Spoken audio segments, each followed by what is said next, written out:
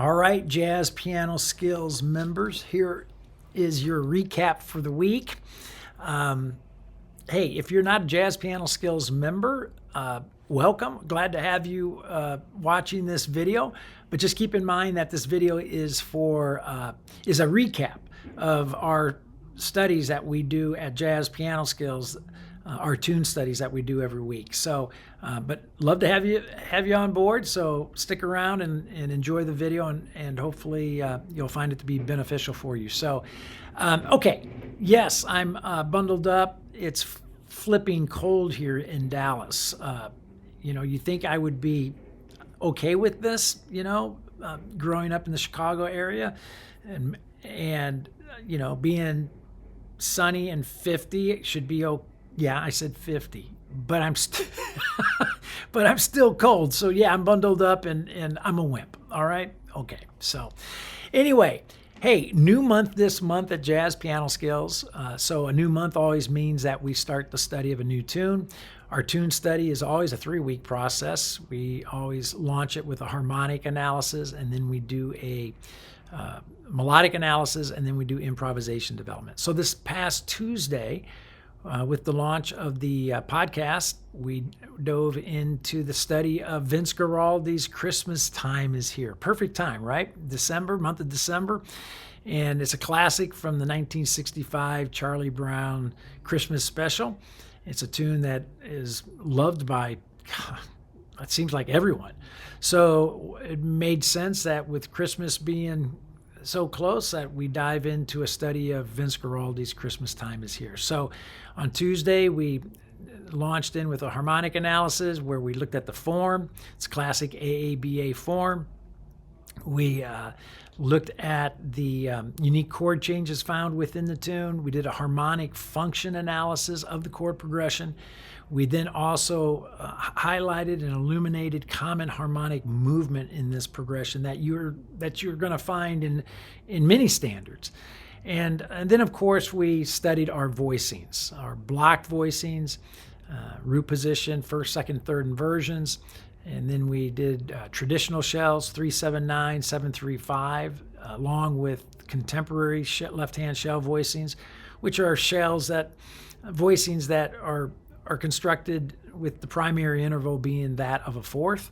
And then, of course, our two-handed voicing. So I want to spend the time with this video, looking at these voicings. You get to hear them in the podcast episode, but it's nice with the video that you can actually see me playing these voicings. And, if you want, you can actually play along with these voicings. So play along with me. So I hope you have your podcast packets. If not, I would suggest hitting the pause button and downloading and printing your packets, having your lead sheets so you can follow along as I play through this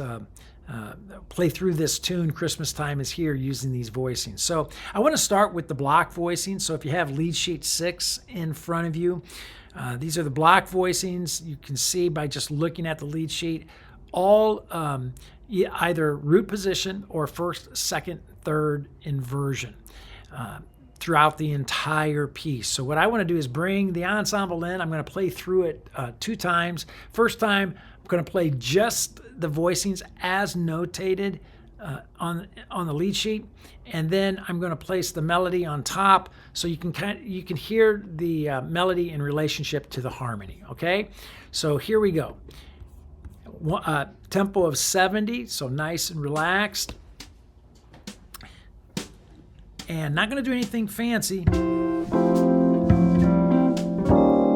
Just playing the chords as notated in the lead sheet. And the idea here, right, with these blocks and inversions, to get from point A to point B with as little movement as possible, right? So if we can get from one chord to the next chord with little movement, we're using good voice leading. And if we're using good voice leading, we're going to sound good. Here we are at the bridge.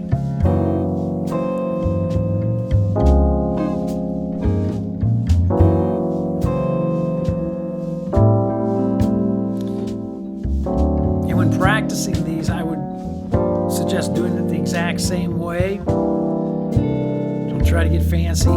Just play the shapes. Get them under your fingers. Get comfortable with them.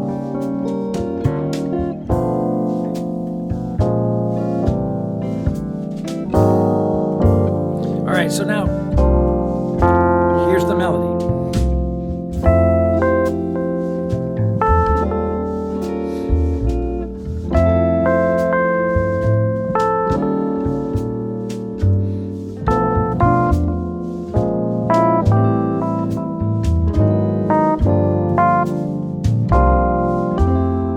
Beautiful, right?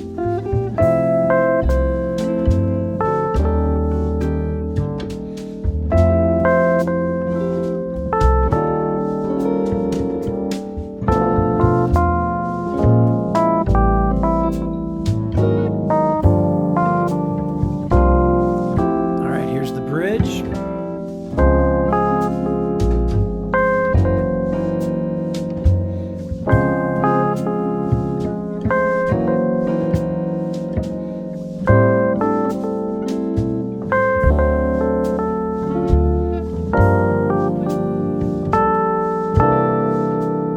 Last 8 measures.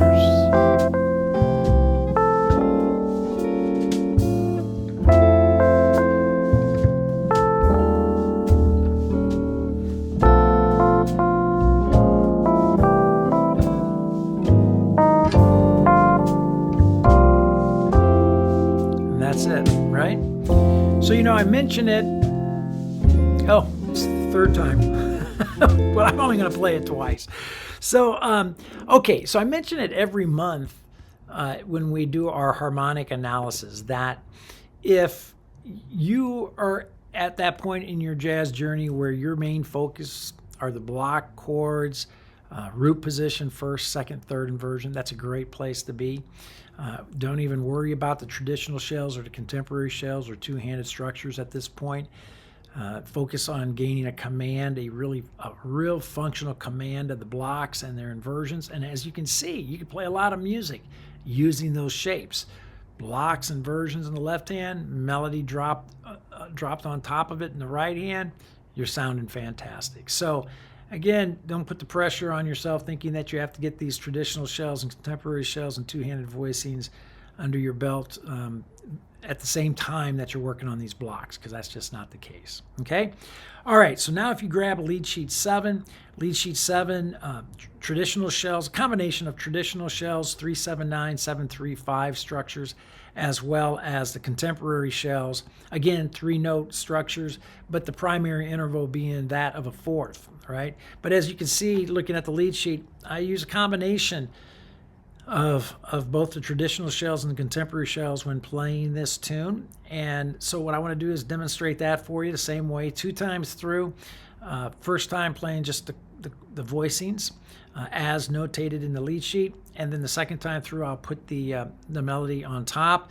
You're gonna hear that these are much more transparent voicings, much more open. The blocks have much more density to them than these traditional shells or these contemporary shells. So anyway, so let's bring the ensemble in. Let's check it out. You can see how my hand moves with these voicings and how I finger them.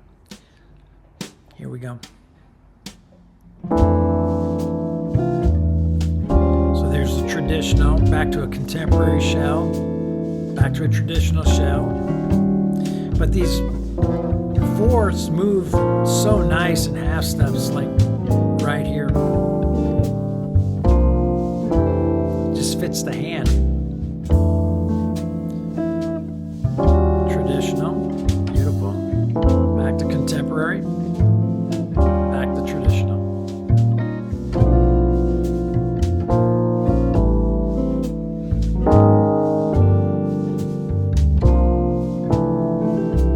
Bridge.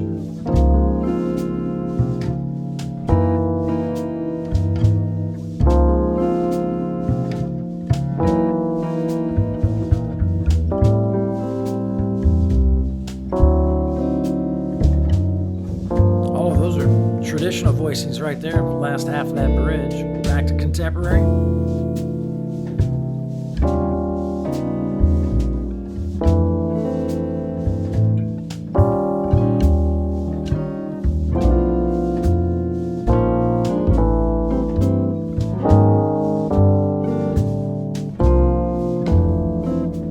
Melody.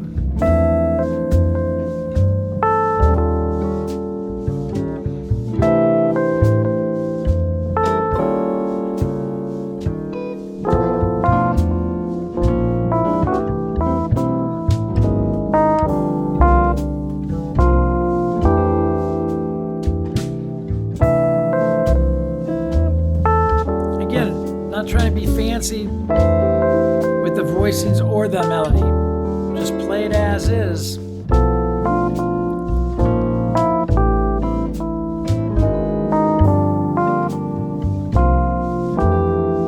Here we go with the bridge.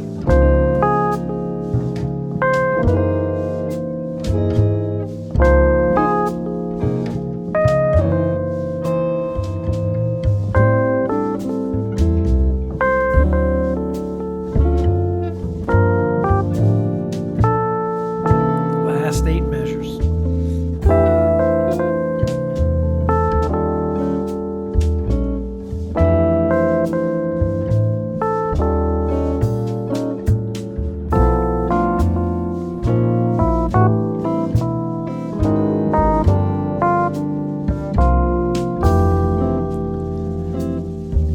And that's it, right? So you could hear, like I said, much more transparent, much more open these traditional shells, these contemporary shells than the block voicings, right?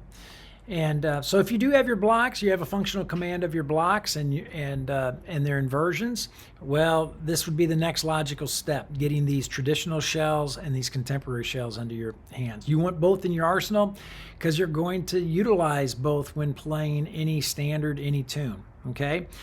Likewise, you're going to be using two-handed voicings as well. So if you look at lead sheet 8, I have the two-handed voicings mapped out.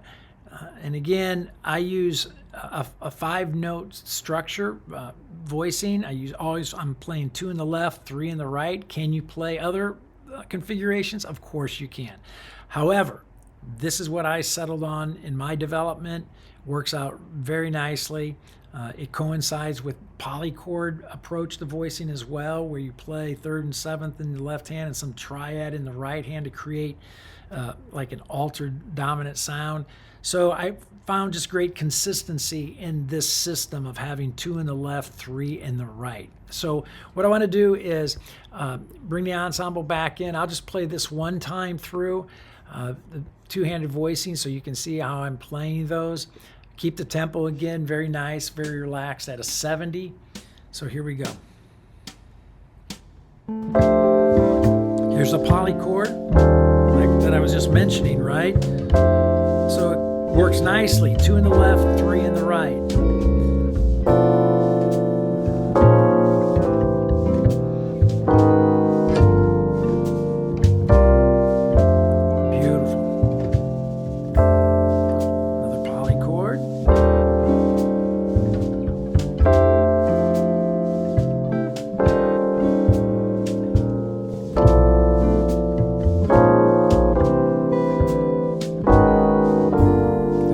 Feel great under the hands, move so easily across the keys.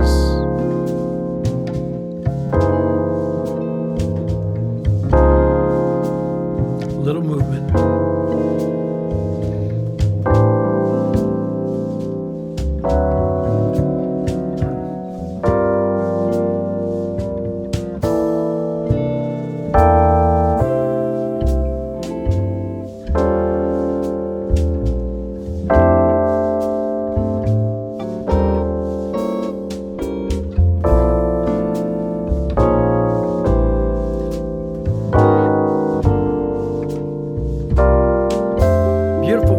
Right? So, okay, so we have three categories of voicings. Our blocks, traditional block voicings with root position, first, second, third inversion, traditional shells, 3-note shells, contemporary 3-note shells for the left hand, and then these two-handed voicings. Wherever you are in your jazz journey, be comfortable there. Do not rush the process. Get comfortable with the blocks before moving on to the shells. Get comfortable with the shells before worrying about the two-handed voicing. So, okay. So that kind of concludes our harmonic analysis of Vince Guaraldi's Christmas Time is Here. This week, starting tomorrow, we kick things off with our melodic analysis. So the podcast episode will come out tomorrow.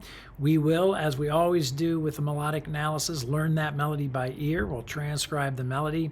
We will look at the phrases found within that melody, target notes within the phrases. We'll check out fingerings, and we'll apply this melody and these chord changes to a variety of treatments, right? So that will be fun, as it always is with our melodic analysis. Then on Wednesday, there will be a YouTube short video, quick tip video that will come out that will help with your melodic understanding and development of Christmas Time is Here. And then on Thursday, we'll have the masterclass Thursday evening that I host, 8 p.m. Central Time. Hope to see as many of you there as possible. And then on Friday, there will be a melodic challenge YouTube short video released. And then, of course, on Saturday, the blog recap will be published, which is always a great 4-minute read, 4-minute recap of everything that we do throughout the week with our melodic analysis of this tune. So it all kicks off tomorrow with the new podcast coming out. And so, as always, right, it's time to get busy. It's time to discover, learn, and play. It's time for me to go get warm. So I'll see you tomorrow in the podcast, and then I'll see you Thursday evening at the masterclass.